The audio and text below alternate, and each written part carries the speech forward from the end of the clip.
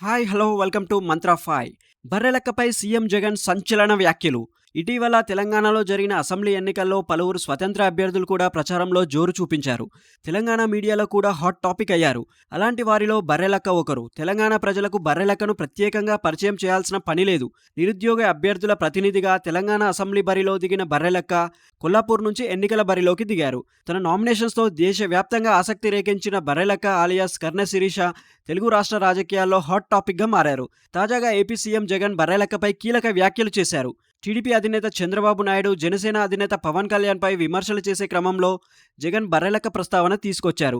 ఇటీవల తెలంగాణలో పోటీ చేసిన జనసేనకు కనీసం స్వతంత్ర అభ్యర్థిగా పోటీ చేసిన బర్రెలక్కకు వచ్చిన ఓట్లు కూడా రాలేదని ఎద్దేవా చేశారు. ఇద్దరు నాయకులు కూడా ఉత్తరాంధ్రకు ద్రోహం చేసిన వారేనని విమర్శించారు. తెలంగాణ ఎన్నికల్లో పోటీకి దిగిన ఆమె మొదటిసారిగా కొల్లాపూర్ నియోజకవర్గం నుంచి ఒక మహిళగా పోటీలో నిలబడ్డారు. ఇండిపెండెంట్ అభ్యర్థిగా తన మార్కును చూపించింది. విజిల్ గుర్తుతో తెలంగాణ ఎన్నికల బరిలో నిలిచిన బర్రెలక్క ఆలియాస్ కర్ణ శిరీషకు మొత్తం 5,598 ఓట్లు వచ్చాయి. బర్రెలక్క తమకు పోటీ కాదు, కేవలం ఆమెకు సోషల్ మీడియాలోనే ఫాలోవర్స్ ఉన్నారు, రియాలిటీలో లేరు అని కొల్లాపూర్లోని ఎమ్మెల్యే అభ్యర్థిగా నిలిచిన జూపల్లి హర్షవర్ధన్ రెడ్డి ఎన్నోసార్లు అన్నారు.